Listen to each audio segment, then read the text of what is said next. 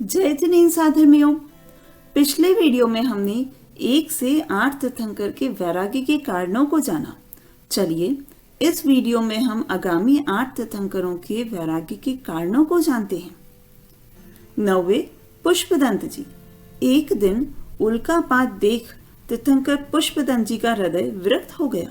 वे विचार करने लगे, सूर्योदय के समय जो वस्तु जैसी दिखती है वह सूर्यास्त के बाद वैसी नहीं दिखती। आज मेरे अंतरंग के नेत्र खुल गए। अब मुक्ति का मार्ग मुझे स्पष्ट दिखाई दे रहा है। और वे ऐसा विचार करते हुए उन्होंने समस्त राजकाज को छोड़कर वे आत्म ध्यान में लीन हो गए। तो उल्कापात देख तीर्थंकर पुष्पदंत जी को वैराग्य हो गया। 10वें शीतलनाथ जी। एक दिन तीर्थंकर शीतलनाथ जी वन में घूमने के लिए सुबह सुबह गए। वहां सभी पत्तों पर ओस थी। कुछ ही समय में सूर्योदय होने पर ओस अपने आप नष्ट हो गई। यह देख उन्हें संसार के सभी पदार्थ नाशवान दिखने लगे, नश्वर दिखने लगे और उन्हें वैराग्य उत्पन्न हुआ।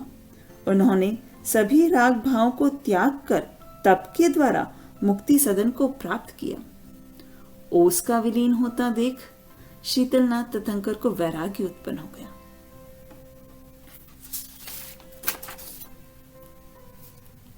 ग्यारहवें श्रेयांशनाथ जी। तीर्थंकर श्रेयांशनाथ जी ने 42 लाख वर्ष तक राज्य किया। अनेक कन्याओं से उनका विवाह हुआ। एक दिन वसंत ऋतु का परिवर्तन देख उन्हें वैराग्य उत्पन्न हो गया। उन्होंने दीक्षा लेकर तप के द्वारा अपना आत्मकल्याण किया। अब यहाँ एक बात विचारने की है कि जिस राजा ने 42 लाख वर्ष तक राज्य किया, क्या उसने कभी पहले किसी ऋतु का परिवर्तन नहीं देखा होगा, या उसने बसंत ऋतु का परिवर्तन नहीं देखा होगा? अवश्य ही देखा होगा। तो फिर ऐसा इस बार क्या हुआ कि उन्हें वैराग्य उत्पन्न हो गया? बात तो यूं है कि उनके दीक्षा कल्याण का समय हो गया था। अब उन्हें मुनि अवस्था प्राप्त करनी थी। अब काल अवधि पक गई थी, इसलिए इस ऋतु का परिवर्तन उनकी मुनि दीक्षा में, उनके वैराग्य में निमित्त बना। तो इसलिए हम कहते हैं कि ऋतु का परिवर्तन तीर्थंकर श्रेयांशनाथ जी के वैराग्य का कारण बना। 12वें वासुपूज जी। जब कुमार काल के 18 लाख वर्ष बीत चुके थे, तब पिताजी ने तीर्थंकर वासुपूज जी को राज्य देकर विवाह करना चाहा, पर उनका हृदय विषय भोगों से सदा ही विरक्त रहा। तो उन्होंने उसी दिन फाल्गुन कृष्ण चतुर्दशी के दिन वैशाख नक्षत्र में संध्या के समय 2 दिन का उपवास लिया और यह नियम लेकर उन्होंने जिन दीक्षा ले ली। कभी भी उनका मन इन संसार भोगों से कभी आसक्त हुआ ही नहीं। वो शुरू से ही वैरागी परिणति के थे। 13वें विमलनाथ जी। तीर्थंकर विमलनाथ जी को हर्ष पूर्वक राज्य करते हुए 3 लाख वर्ष बीत गए थे। एक दिन उषा काल में पर्वत के शिखर पर चढ़कर सूर्योदय की प्रतीक्षा कर रहे थे। तभी उनकी दृष्टि घास पर गिरी ओस पर पड़ी।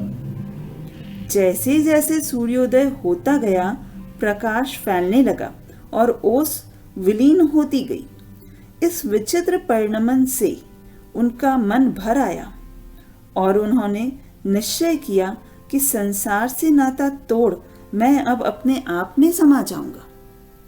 देखिए, हम भी कई बार सनराइज पॉइंट, सनसेट पॉइंट देखने जाते हैं, नेचर का मजा लेने जाते हैं और एंजॉय करते हैं। हमने भी कई बार अपने जीवन में सुबह सुबह ओस देखी है।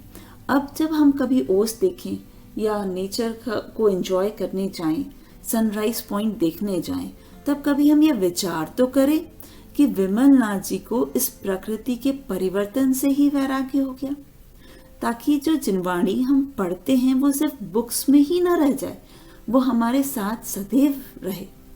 यही सोचते हैं हम विमलनाथ जी तीर्थंकर की वैराग्य के प्रसंग से। 14वें अनंतनाथ जी। जब राज करते हुए अनंतनाथ जी को 15 लाख वर्ष बीत गए थे, तब एक दिन उल्कापात देख उन्हें वैराग्य हो गया और उन्होंने समस्त संसार से ममत्व तोड़कर दीक्षा ले ली। उल्कापात देख 14वें तीर्थंकर को वैराग्य उत्पन्न हो गया। 15वें धर्मनाथ जी। तीर्थंकर धर्मनाथ जी को राज्य करते हुए 5 लाख वर्ष बीत गए थे। एक दिन रात के समय उल्कापात देख उनका मन विरक्त हो गया। उन्होंने सोचा, संसार की सभी वस्तुएं इस उल्कापात की तरह नाशवान हैं। अब तो मैं इस अविनाशी मोक्ष पद को प्राप्त करूंगा। धर्मनाथ जी को उल्कापात देख वैराग्य हो गया।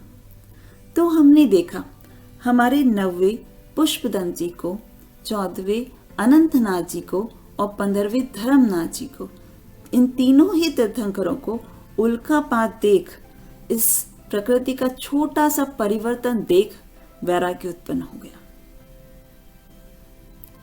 अब हम देखते हैं हमारे 16वें तीर्थंकर को वैराग्य किस कारण से हुआ। एक दिन तीर्थंकर शांतिनाथ जी श्रृंगार गृह में बैठकर अपने मुंह को देख रहे थे कि उसी समय उन्हें अपने मुंह के 2 प्रतिबिंब दिखाई दिए। तो उन्होंने विचार किया, उन्हें आश्चर्य हुआ कि यह क्या है। उसी समय उन्हें अपने पूर्व भव की बातें ज्ञान में आई। अरे, मैंने पूर्व भव में मुनि बनकर आत्मकल्याण की भावना भाई थी, वह कार्य तो मैंने अभी तक किया ही नहीं। अब मैं मुनि पद धारण कर मोक्ष पद प्राप्त करूंगा। तो अपने पूर्व भाव का ज्ञान हुआ और उन्हें वैराग्य उत्पन्न हो गया। इस तरह हमने 9वें तीर्थंकर पुष्पदंत जी से लेकर 16वें तीर्थंकर शांतिनाथ जी के वैराग्य के कारणों को जाना। आगामी तीर्थंकरों के वैराग्य के कारण और भी विचित्र हैं। उन्हें जानने के लिए आपसे अनुरोध है, प्लीज़ सब्सक्राइब करिए, लाइक करिए, ताकि हम आपको जल्द से जल्द अगले 17वें से लेकर 24वें तीर्थंकरों के वैराग्य के कारणों को आप तक आसानी से पहुंचा पाएंगे। जय जिनेंद्र।